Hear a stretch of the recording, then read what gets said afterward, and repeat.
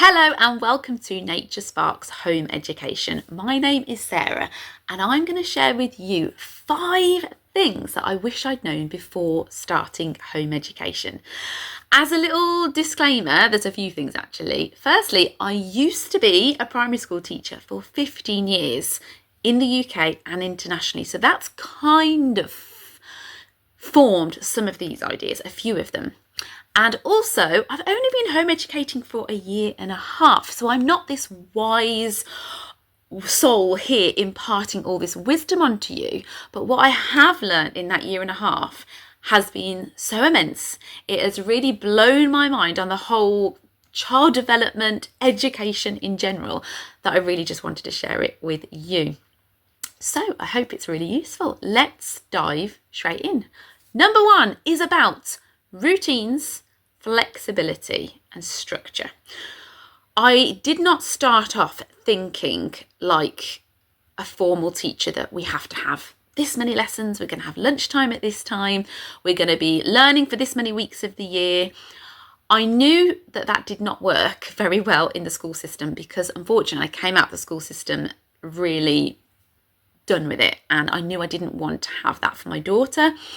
That's not to say that routines are bad at all. It's just that I realised slowly that actually for us a much more flexible structure worked really well. And that's the beauty of home education. You don't have to do what everyone else does. Even your home educating friends, it's about individualising it for you and your child, what works best for you. So originally I might have thought that we've got this list of things and this is what we need to do this week. So Grace, for example, my daughter who's 6 years old now, she would run in the morning and she would say to me, "Mom, what are we going to do today?" And I would be like, "Oh, okay, here's my timetable, here's my list, these are the objectives that we need to get through." And now actually what's happened is that rather than having a whole list of things, we do have a little bit of structure. So each day there is something different that we do, and she knows in advance and I know in advance, which does help me mentally as well. And now she will say, "It's Monday and on Mondays I have gymnastics," or on Tuesdays I go to my home ed childminder, which is another thing I'll talk about a little bit later.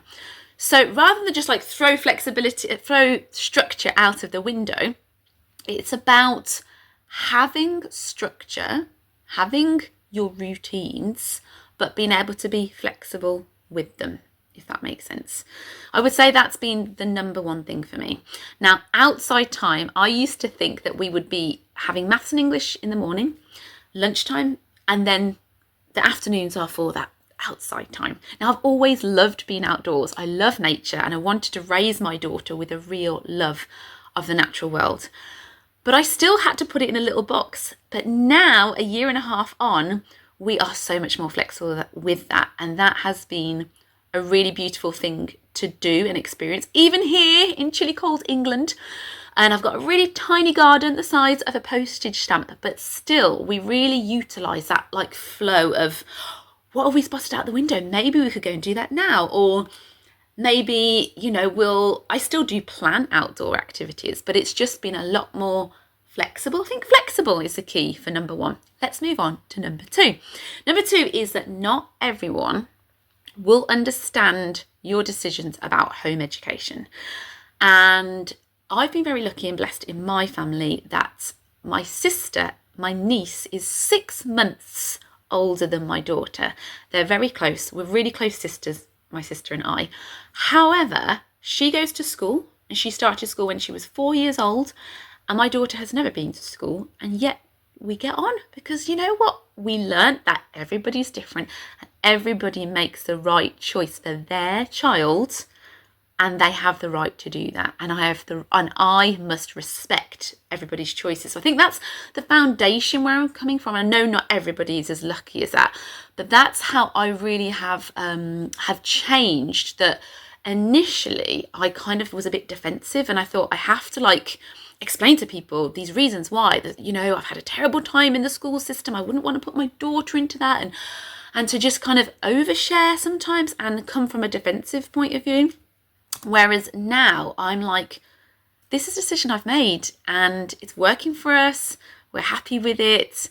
And then if they share about their school experiences, I'm happy for them too.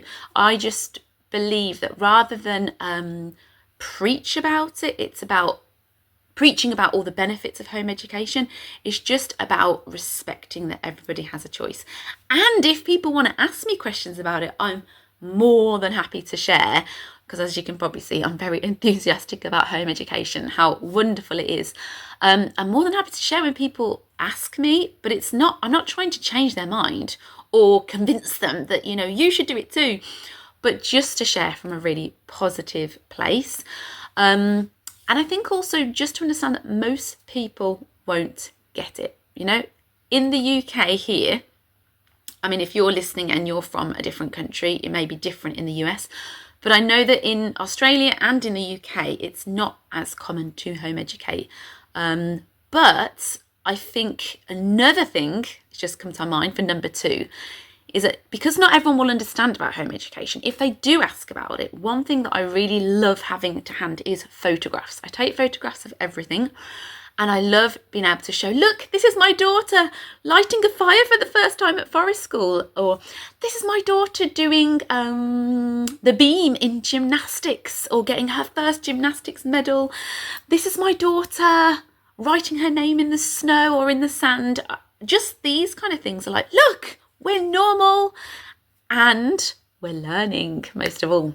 So that was number 2. Number 3 is going to be a quick one because I don't want to keep this too long, is that childcare exists. I did not realise that childcare exists in home education. Maybe you know, but here in the UK, there are things popping up all the time. Forest school centres that provide or forest schools that have home education, home ed childminders. If you haven't figured that out, go on Facebook. If you look up registered childminders for home education, then there are lots of people out there that provide that as well. So there is an opportunity for childcare. You don't have to think that I'm going to have to be with my child or children every single day. Not that there's anything wrong with that at all. My daughter just goes for one day a week to her home ed childminder, and it's lovely because I get to do my planning and admin and all of those kind of things and get lots of work done. Number 4 is find your tribe. Now, easier said than done, I know.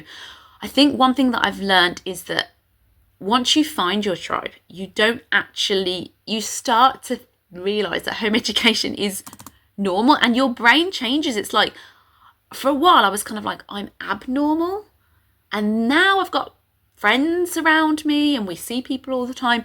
It's like, oh, actually, like, what we do is totally normal. I don't even see it as a strange thing anymore to home educate. So I think finding your tribe is not only wonderful for socialization, but it's also wonderful to change your mentality about home ed. The final thing, number 5 of things I wish I'd known before home educating, is to normalise having a messy house. Now, we are mums, but we're also home educating mums who spend the majority of our time at home with our children as well. There is no escape, there's no school to go to while we can stay at home and clean up. We are using our houses so much more than the average family. And I think we just need to let go of that idea of having to have things super organised, super tidy and neatly put away. For example, you're probably the same as me. You've got Lego structures and art and crafts all over the place because there's not always room for them to go. So I think normalising that and letting go is something that we really need to do to remain positive in this home ed journey. So thank you so much for listening to my 5 things that I wish I'd known before home educating. If you're already a member of Nature Sparks community with live classes about nature and with practical literacy skills thrown in as well, then that's wonderful. But if you're not and you'd like to try a free class, then just head over to the link that I'm going to put somewhere around here, and I'd love to see you in one of my classes for 3 to 8-year-olds on a Monday. We do live classes every single week, and then there's a whole video library full of classes on all different nature topics. And then after the class, I encourage you to go out and to explore nature, to complete the nature challenges that I give you. Send your photos to me so that we can be a community of people that love home education and love nature as well. Thank you so much. Bye bye.